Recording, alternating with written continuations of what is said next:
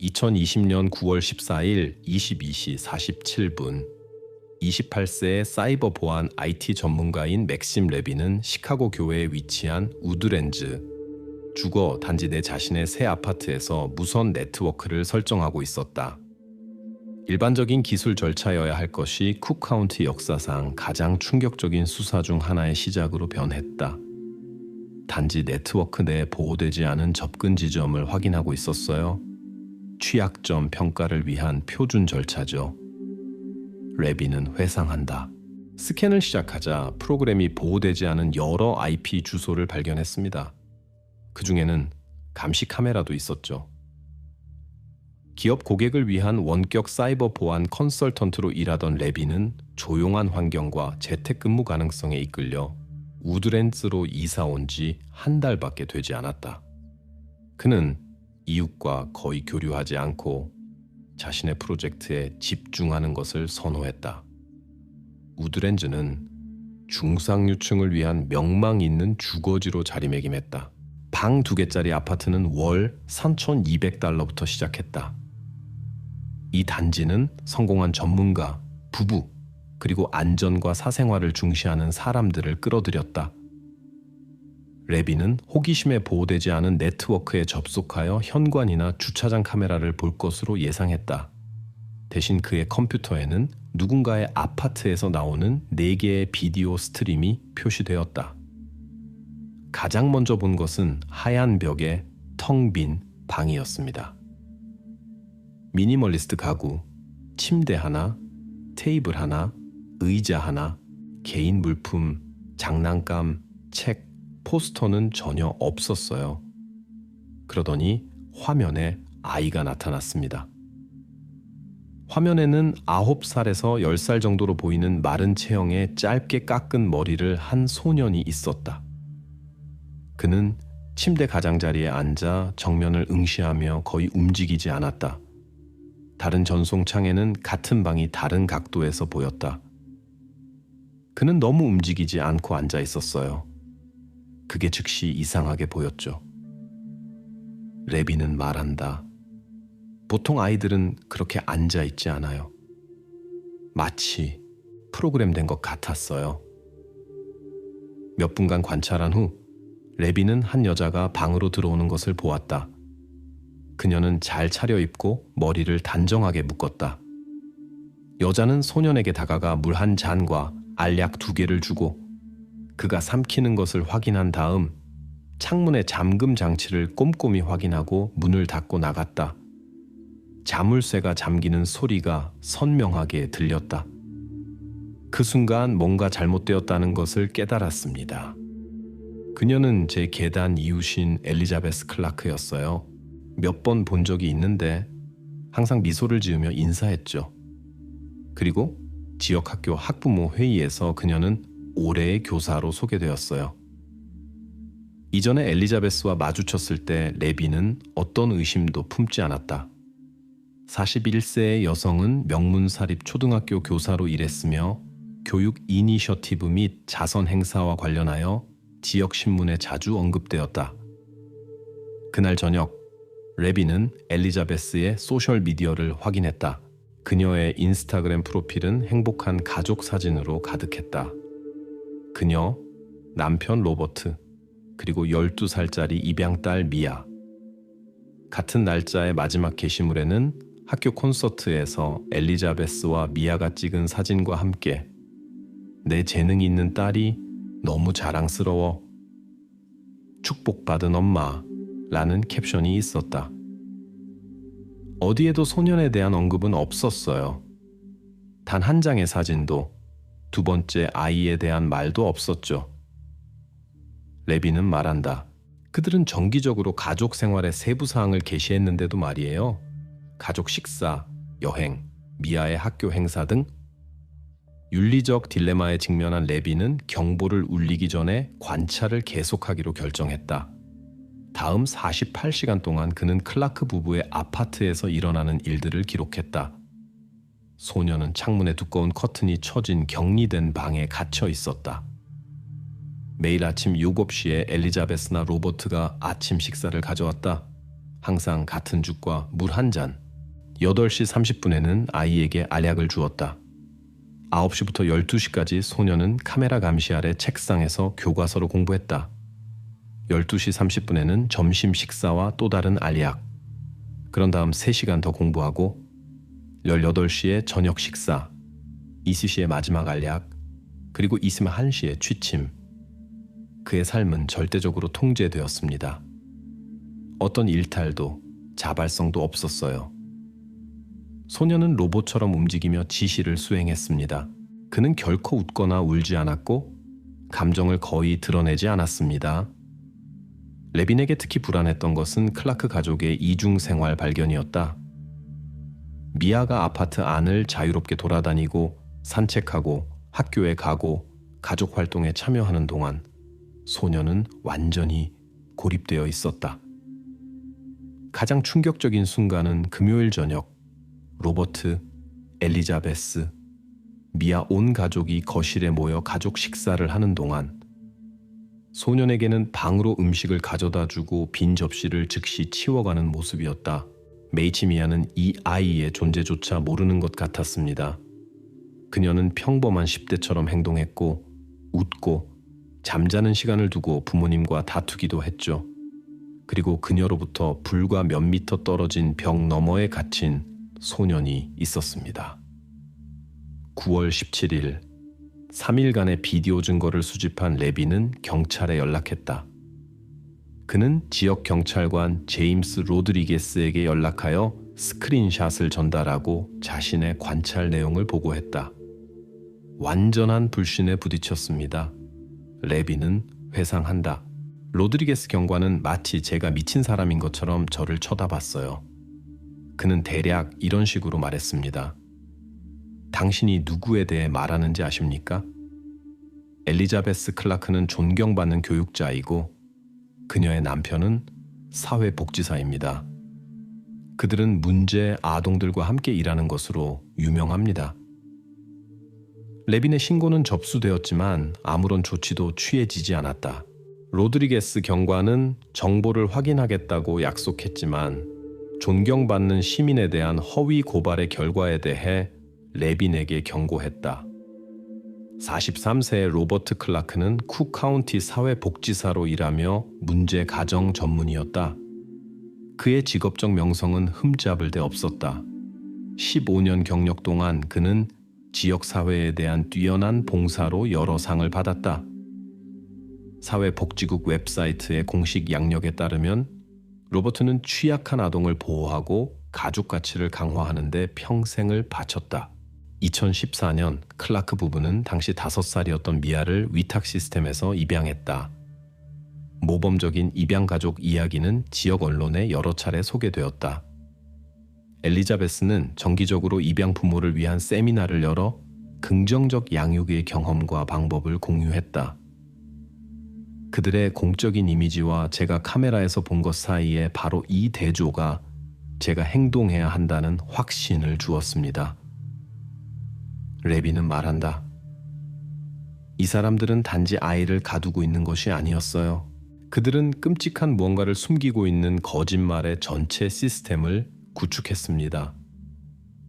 지역 경찰로부터 지원을 받지 못한 레빈은 자신의 조사를 시작했다.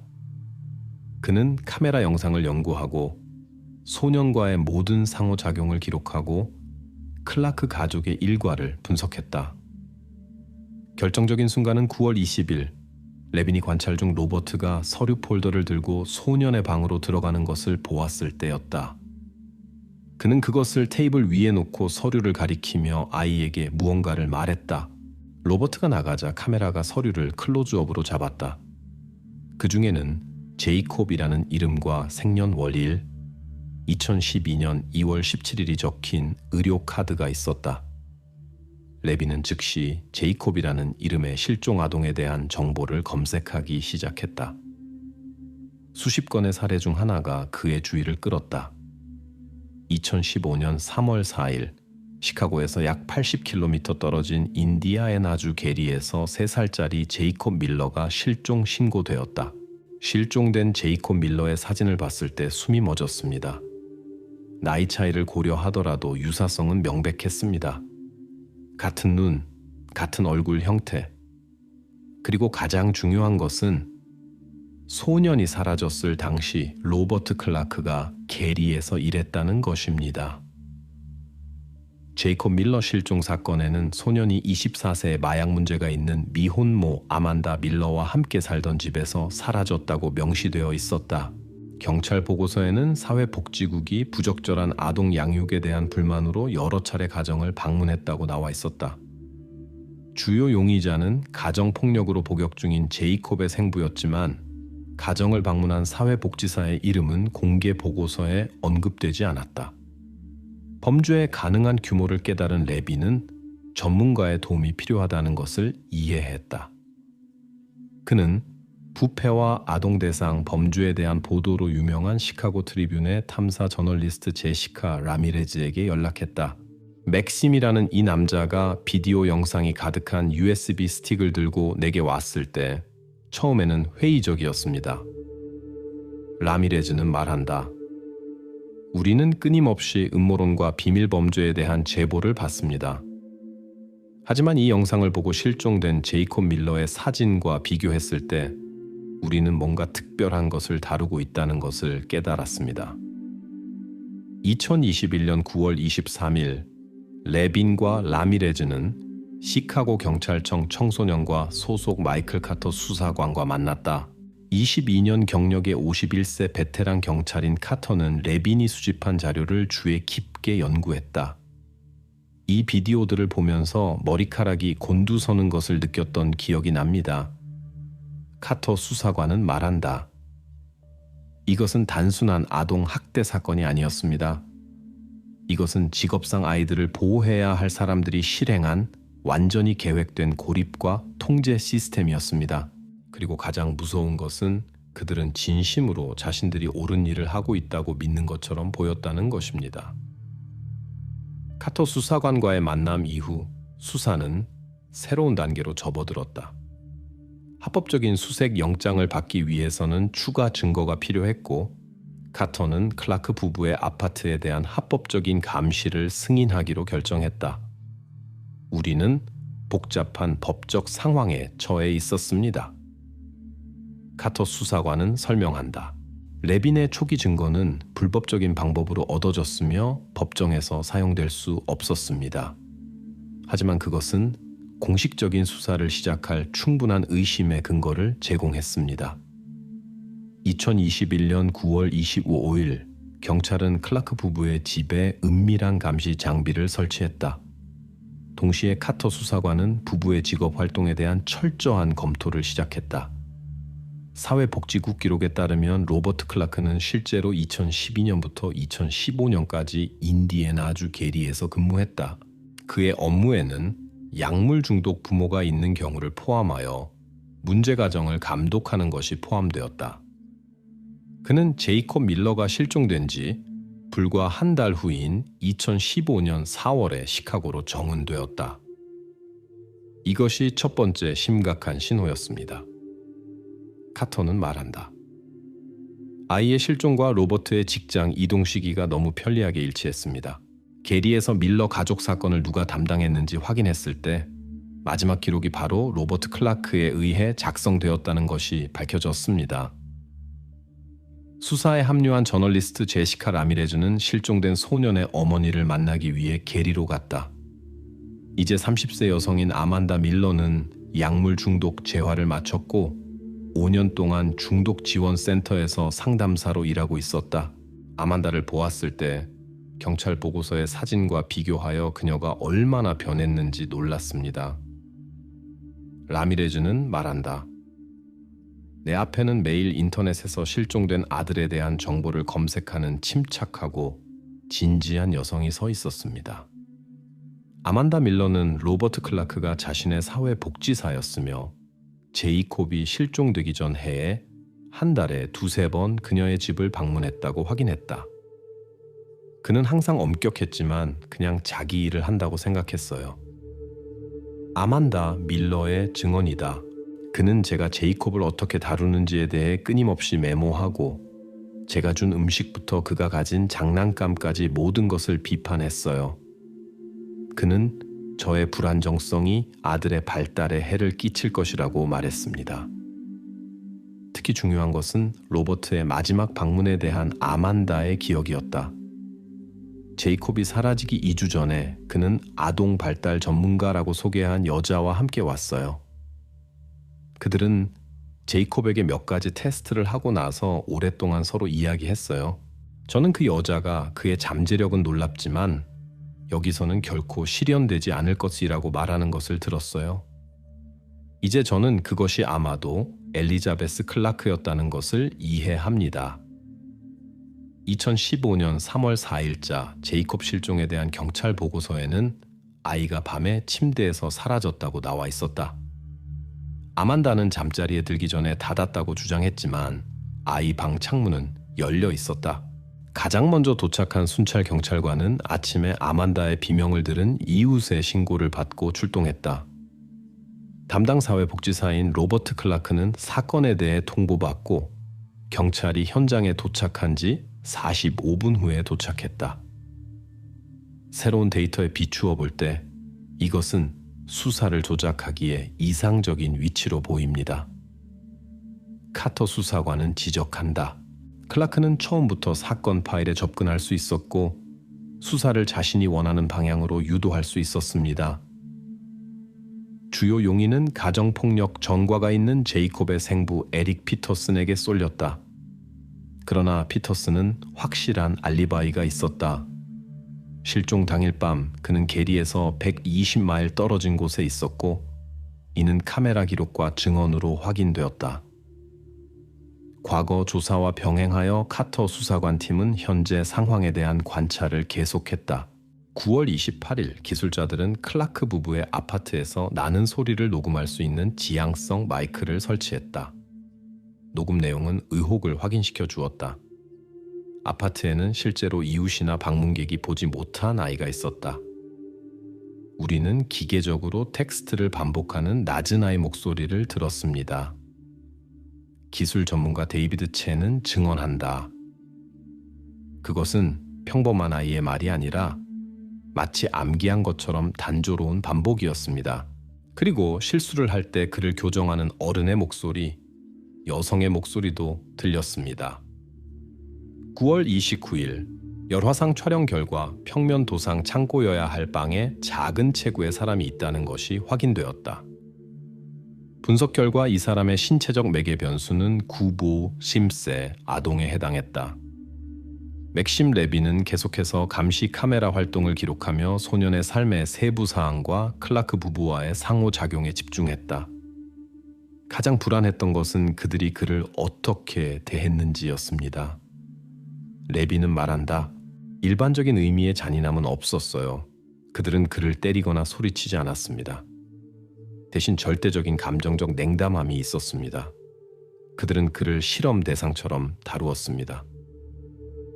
기록에 따르면 소년은 하루 최대 8시간을 교과서와 워크북으로 보냈다. 엘리자베스는 정기적으로 그의 작업을 확인하고 빨간 펜으로 오류를 표시했다. 정답은 추가 음식 포르치아이나 30분의 자유시간으로 보상받았는데 아이는 보통 블라인드가 내려진 창가에 움직이지 않고 앉아 시간을 보냈다. 조사 결과 엄격한 약물 통제 체제가 밝혀졌다. 하루 3번 소년은 알약을 받았는데 포장으로 판단하건대 과잉 행동 및 우울증 치료에 사용되는 리탈린과 졸로프트를 포함한 강력한 향정신성 약물이었다. 이러한 약물은 심각한 의학적 적응증 없이는 아동에게 처방되지 않습니다. 조사를 자문한 아동정신과 의사 니나 코왈스키 박사는 설명한다. 특히 우려스러운 것은 어떠한 의학적 감독도 없었다는 점입니다. 기록에 따르면 복용량은 전문가와의 상담 없이 엘리자베스의 재량에 따라 변경되었습니다.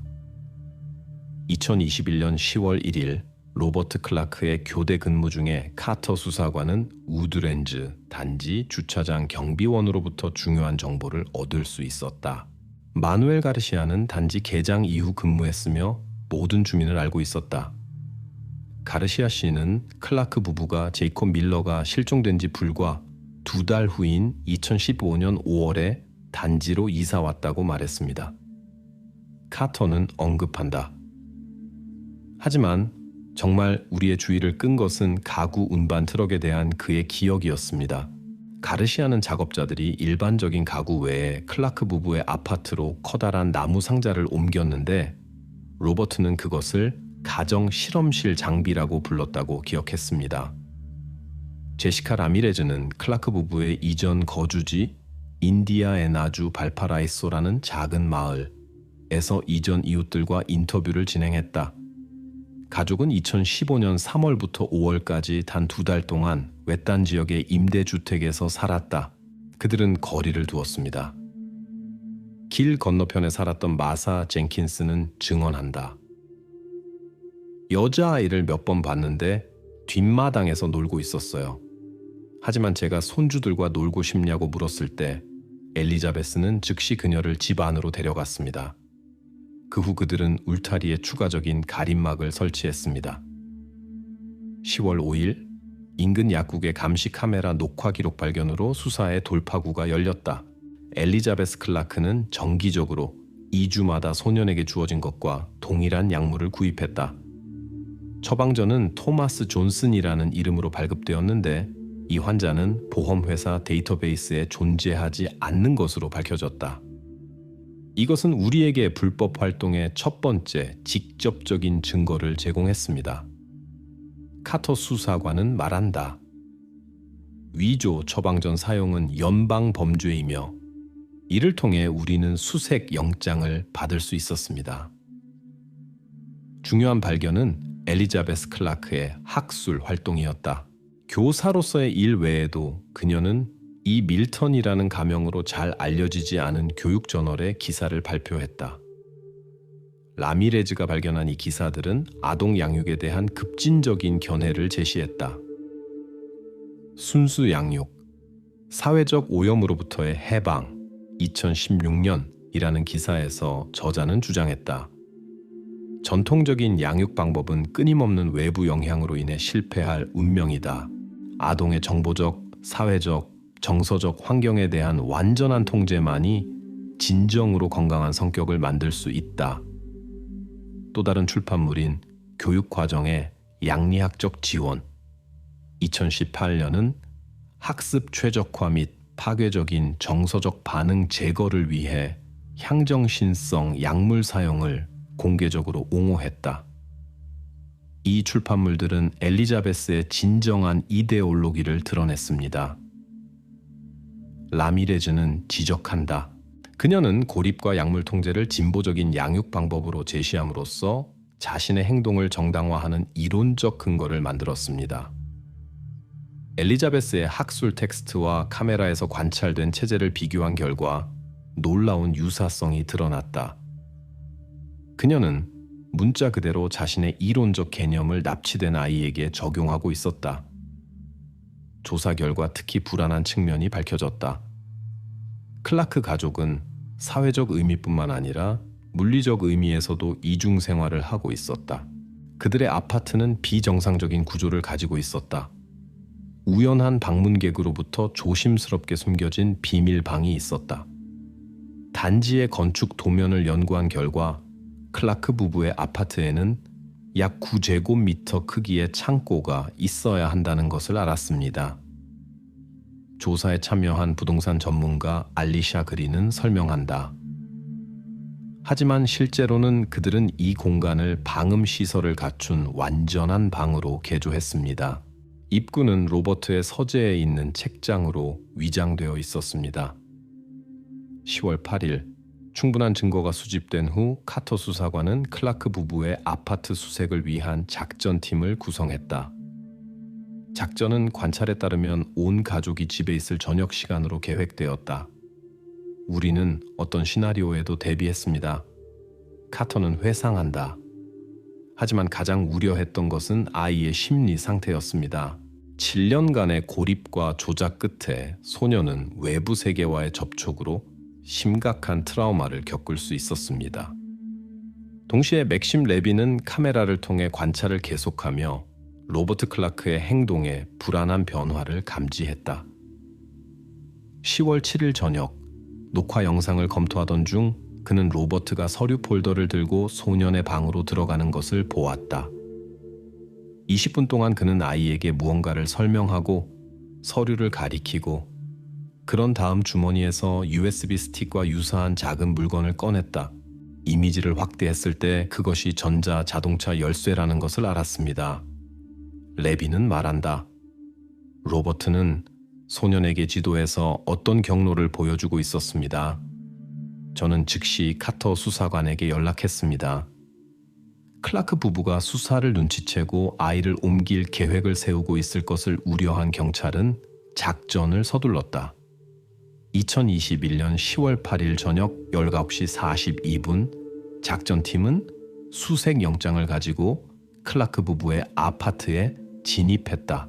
2020년 10월 8일 19시 42분 마이클 카터 수사관이 이끄는 작전팀은 우드랜즈 주거 단지에 있는 클라크 부부의 아파트에 진입했다. 작전은 집에 아이들이 있다는 점을 고려하여 최대한의 주의를 기울여 수행되었다. 우리는 법에서 요구하는 대로 노크하고 신분을 밝혔습니다. 카터 수사관은 회상한다. 로버트 클라크는 문을 열었고 제가 수색 영장을 보여주었을 때조차 완전히 침착해 보였습니다. 그는 당신들은 실수를 하고 있지만 우리는 법에 협조하겠다고 말했습니다. 거실에는 엘리자베스와 미아 클라크가 있었다. 12살짜리 소녀는 겁에 질리고 혼란스러워 보였다. 경찰관 중 한 명이 그녀를 옆으로 데려갔고 다른 경찰관들은 수색을 시작했다. 엘리자베스는 얼음 같은 침착함을 유지했습니다. 작전에 참여했던 줄리아 로드리게스 경관은 말한다. 그녀는 우리가 빈손으로 돌아갈 것이라고 예상하는 것 같았습니다. 심지어 우리에게 커피를 권하기도 했습니다. 초현실적인 순간이었습니다. 수색은 로버트의 서재에 집중되었는데 아파트 평면도에 따르면 숨겨진 방의 입구가 있어야 할 곳이었다. 심리학과 교육학에 관한 전문 서적으로 가득 찬 커다란 책장이 벽 전체를 차지하고 있었다. 눈에 보이는 메커니즘이나 손잡이는 없었다. 우연히 행동심리학의 기초라는 책의 책등을 눌렀더니 책장의 일부가 옆으로 밀려났습니다. 에드워드 머피 경관은 말한다. 영화에서나 나올 법한 진짜 비밀 통로였습니다. 그 너머에는 잠긴 문으로 이어지는 짧은 복도가 나타났습니다. 로버트 클라크는 비밀 방이 발견된 것을 보자 갑자기 태도를 바꿨다. 당신들은 당신들이 뭘 하는지 모릅니다. 우리는 그를 구했습니다. 우리는 이상적인 환경을 만들었습니다. 이 말은 머피 경관의 보고서에 기록되어 있다. 방문은 2개의 자물쇠로 잠겨 있었다. 로버트가 열쇠를 건네기를 거부하자 경찰관들은 문을 부술 수밖에 없었다. 약 9제곱미터 크기의 방, 유일한 창문에 짙은 커튼이 쳐진 곳에서 그들은 깔끔하게 정리된 침대 가장자리에 앉아있는 소년을 발견했다. 그는 겁먹거나 놀란 것 같지 않았습니다. 카토 수사관은 증언한다. 그는 마치 우리가 실험의 일부인 것처럼 호기심 어린 눈으로 우리를 쳐다봤습니다. 제가 제 자신을 소개하고 돕기 위해 왔다고 말했을 때 그는 새 선생님들이신가요? 라고 물었습니다. 소녀는 깨끗한 흰색 티셔츠와 회색 바지를 입고 있었다. 신체적으로는 잘 보살핌을 받은 것처럼 보였지만 나이에 비해 눈에 띄게 말랐다. 방 안은 완벽한 질서가 유지되고 있었다. 교과서는 책상 위에 깔끔하게 쌓여 있고 공책은 가장자리에 맞춰져 있으며 침대는 완벽하게 정리되어 있었다. 벽에는 유일한 장식, 일과표와 완료된 작업에 대한 표시가 있는 표이 걸려 있었다. 현장에서 구급대원 레이첼 고든이 작성한 의료 보고서에 따르면 소녀는 신체적 학대나 부상의 명백한 징후를 보이지 않았지만 심리적 트라우마와 시설 수용 증후군의 모든 징후를 보였다. 그의 말은 기계적이었고 주로 학습 용어와 형식적인 구문으로 구성된 제한된 어휘를 사용했다. 제가 그의 이름을 물었을 때 그는 대상 J177이라고 대답했습니다. 카터는 말한다. 몇 번의 시도 끝에 그는 때때로 그들은 저를 제이콥이라고 불러요라고 말했습니다. 소녀는 즉시 사회복지국의 보호 아래 넘겨졌고 종합검사를 위해 시카고 아동병원으로 이송되었다. 다음 날 실시된 DNA 검사 결과 그가 실제로 2015년 3월 4일에 실종된 제이콥 밀러임이 확인되었다. 로버트와 엘리자베스 클라크는 아동 납치, 불법 감금, 아동 학대, 의료 처방전 위조 혐의로 체포되었다. 아파트 수색 과정에서 그들의 행동의 체계적인 성격을 확인하는 방대한 문서가 발견되었다. 클라크 부부의 침실 금고에서 우리는 엘리자베스가 제이콥을 납치한 이후로 기록해온 수십 권의 노트를 발견했습니다. 카터 수사관은 말한다. 그녀는 모든 것을 기록했습니다. 약물에 대한 그의 반응, 학습 진도, 정서적 및 행동적 변화. 이것은 어린이에 대한 실험에 관한 실제 과학 저널이었습니다. 2015년 3월 날짜의 기록은 로버트와 엘리자베스가 게리에 있는 그의 어머니 집에서 제이콥을 납치했음을 확인시켜 주었다. 계획은 사전에 개발되었으며 로버트의 밀러 가족에 대한 직업적 접근에 기반했다. 오늘 우리는 부적합한 환경에서 JR을 구출했다. 엘리자베스는 2015년 3월 4일에 썼다. 모든 것이 계획대로 진행되었다. R이 접근을 확보했고 진정제가 빠르게 작용했다. 이송은 문제없이 진행되었다. 우리는 정화 프로그램의 1단계를 시작한다. 수사관들에게 특히 충격적이었던 것은 클라크 부부의 더 광범위한 계획을 시사하는 추가 자료의 발견이었다. 그들의 컴퓨터에서 로버트가 함께 일했던 문제 가정에 다른 3명의 아동에 대한 서류가 발견되었다. 각각에 대해 상세한 심리 프로필과 구조 계획이 작성되어 있었다. 그들은 자신들을 범죄자라고 생각하지 않았습니다. 용의자를 조사한 정신과 의사 로렌스 프리드먼 박사는 설명한다.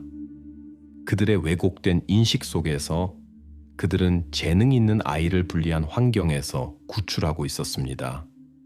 그들은 이것을 선택적 입양과 교육 프로젝트라고 불렀습니다. 신문 중 로버트의 증언에 따르면 제이콥을 구출하려는 아이디어는 엘리자베스가 그에게 비공식 테스트를 실시하고 그를 잠재적으로 영재인 아동으로 분류한 후에 생겨났다. 엘리자베스의 기록에는 구조화되지 않은 환경에서 낭비되고 있는 소년의 뛰어난 인지 잠재력이 반복적으로 언급된다. 그들의 동기는 사이비 과학적 야망과 왜곡된 이타주의를 결합했습니다. 프리드먼 박사는 설명한다. 엘리자베스는 실제로 자신이 부정적인 사회적 영향으로부터 아이를 정화할 수 있는 획기적인 양육 방법을 개발하고 있다고 믿었습니다. 반면에 로버트는 자신이 실망한 시스템에서 아이들을 구출하려는 아이디어에 더 이끌렸습니다. 제이콥의 의학적 검사 결과 장기간의 고립과 약물 통제의 결과가 밝혀졌다. 신체적 손상에도 불구하고 소년의 심리 상태는 심각했다. 제이콥은 시설 증후군과 선택적 함구증을 포함한 복합 외상 후 스트레스 장애 진단을 받았습니다. 재활 과정을 이끈 아동 정신과 의사 아니타 샤르마 박사는 보고한다. 수년간의 고립은 사회적 상호작용과 정서적 조절에 심각한 장애를 초래했습니다. 그럼에도 불구하고 인지 기능은 놀라울 정도로 높은 수준으로 유지되었습니다. 제이콥의 학문적 지식은 일부 영역에서 연령 규범을 초과합니다. 조사의 별도 측면은 클라크 부부의 입양 딸인 12살 미아의 역할이었다. 신문과 심리평가는 소녀가 실제로 제이콥의 존재에 대해 아무것도 몰랐다는 것을 보여주었다. 미아는 결코 아버지의 서재에 동반 없이 들어가는 것이 허용되지 않았습니다. 부모가 체포된 후 소녀와 함께 일한 아동 심리학자 제니퍼 오스본은 설명한다. 클라크 부부는 그녀를 위해 제이콥의 엄격한 고립과는 대조적으로 완전히 분리된 자유롭고 개방된 세계를 보호했습니다. 미아는 그들의 쇼윈도 인형, 부모로서의 성공 증거였습니다. 신문에서 미아는 때때로 아버지의 서재에서 이상한 소리를 들었지만 그녀가 물었을 때 엘리자베스는 그것이 연구를 위한 음성 녹음이라고 설명했다고 말했다. 부모는 그녀에게 아버지가 작업 세션 중일 때 절대로 방해하지 말고 초대 없이 그의 서재에 들어가지 말라고 강력하게 촉구했다. 제이콥의 생모인 아만다 밀러는 2021년 10월 9일에 아들이 발견되었다는 소식을 받았다. 7년간의 수색과 불확실성 끝에 그녀의 반응은 감정적으로 복잡했다. 저는 항상 그가 살아있다는 것을 알았습니다. 아만다는 아들이 발견된 후 첫 인터뷰에서 말한다. 하지만 저는 그가 어떤 일을 겪어야 했는지 상상할 수 없었습니다. 가장 힘든 것은 우리 가족을 도와야 할 사람이 자신의 지위를 이용하여 가족을 파괴했다는 것을 깨닫는 것입니다. 어머니와 아들의 재회는 심리학자들이 두 사람 모두 만남을 준비시킨 후 10월 15일에 이루어졌다. 과정은 어려웠다. 제이콥은 어머니를 기억하지 못했고 처음에는 그녀에게 조심스럽게 반응했다. 엘리자베스는 소년에게 그의 생모가 죽었다고 믿게 만들었습니다. 샤르마 박사는 설명한다. 그에게 아만다와의 만남은 사실상 새로운 사람을 만나는 것이었습니다. 첫 접촉을 설정하는데 여러 번의 세션이 필요했습니다. 로버트와 엘리자베스 클라크에 대한 재판은 2022년 1월 18일에 시작되었다. 재판은 전국 언론과 아동 보호 전문가들의 관심을 끌었다. 부부는 15개의 혐의 중 어느 것에도 유죄를 인정하지 않았으며 아이의 이익을 위해 행동했다고 주장했다. 시스템은 끊임없이 아이들을 실망시킵니다. 엘리자베스 클라크는 법정 연설에서 선언했다. 우리는 제이콥에게 그의 친모나 국가가 줄 수 없는 것, 구조화된 발달, 혼란으로부터의 보호, 교육에 대한 집중을 주었습니다. 네, 우리는 극단적인 조치를 취했지만 시스템이 우리에게 선택의 여지를 남기지 않았기 때문입니다. 변호는 피고인들의 정신장애, 법의학적 이타주의와 자신들의 행동의 정당성에 대한 병적인 확신, 주장에 기반했다. 그러나 검찰은 범죄의 고의성과 계획성에 대한 방대한 증거를 제시했다. 2022년 4월 12일 배심원단은 클라크 부부에게 모든 혐의에 대해 유죄 평결을 내렸다. 5월 27일 리처드 콜리 판사는 각각에게 첫 75년 동안 가석방 가능성 없이 25년의 징역형을 선고했다. 이 범죄는 특히 심각합니다. 왜냐하면 당신들은 취약한 가정에 대한 전문 지식과 접근성을 범행에 이용했기 때문입니다. 콜리 판사는 판결 선고 시 설명했다. 당신들은 단지 한 아이에게서 7년간의 정상적인 삶을 빼앗았을 뿐만 아니라 아이들을 보호해야 할 구조물의 가면 아래에서 그렇게 했습니다. 재판 종료 후 제이콥과 아만다 밀러는 새로운 이름으로 비밀 장소로 이사했다. 재활 프로그램에 참여하는 전문가들의 드문 보고에 따르면 제이콥은 느리지만 꾸준한 진전을 보이고 있다. 이러한 트라우마 후 회복 과정은 수년이 걸리지만 제이콥은 정상적인 삶을 살 모든 기회를 가지고 있습니다. 샤르마 박사는 보고한다. 그의 지적 능력은 실제로 높으며 이제 건강한 사회 환경을 제공받으면서 이러한 능력은 실험의 결과가 아닌 자연스러운 발달로서 완전히 펼쳐질 수 있습니다. 우연한 발견이 제이콥의 구조로 이어진 맥심 레비는 2022년에 아동 보호를 위한 윤리적 기술 솔루션 개발에 전념하는 비영리 단체 디지털 증인을 설립했다. 이 이야기는 제 삶을 바꿨습니다. 레비는 말한다. 저는 기술이 사생활 침해의 도구일 뿐만 아니라 가장 취약한 사람들을 보호하는 수단이 될 수도 있다는 것을 이해했습니다. 오늘날 우리 조직은 합법적인 사생활 권리를 침해하지 않으면서 유사한 사례를 예방하는 데 도움이 되는 시스템 개발에 노력하고 있습니다. 제이콥 밀러 사건은 아동 보호 시스템의 프로토콜에 대한 심각한 재검토로 이어졌다. 2023년에는 사회복지사 검증 및 위험 아동 정기 모니터링에 대한 새로운 기준을 설정하는 제이콥법이 통과되었다. 이 사건의 가장 불안한 측면은 아이가 말 그대로 사회에 보이지 않게 된 것이 얼마나 쉬웠는지입니다. 새로운 법의 저자 중 한 명인 리사 몽고메리 상원 의원은 논평한다. 제이콥은 7년 동안 인구 밀도가 높은 주거단지의 아파트에 있었고 아무도 시스템에서 그의 부재를 알아차리지 못했습니다. 이것은 우리가 수정해야 할 시스템 실패입니다. 판결 선고 후 실시된 클라크 부부의 정신감정 결과 자기애성 성격장애, 편집증, 그리고 소위 구원자 증후군의 복잡한 조합이 밝혀졌다. 전문가들의 의견에 따르면 그들의 사례는 전문 지식을 급진적인 신념 및 개인적인 심리적 문제와 결합하는 사람들로부터 발생하는 위험을 보여준다. 특히 불안한 것은 그러한 성격들이 종종 돌봄 및 통제와 관련된 직업을 선택한다는 것입니다. 범죄 심리학자 레이먼드 풀러는 지적한다. 그들은 수년 동안 시스템 내에서 일하면서 자신들의 왜곡된 도움 비전을 실현하기 위해 자신의 지위를 이용할 수 있습니다. 제이콥 밀러 이야기는 현대 미국 범죄사에서 아동에 대한 장기적인 심리 실험에 가장 잘 기록된 사례 중 하나로 남아있다.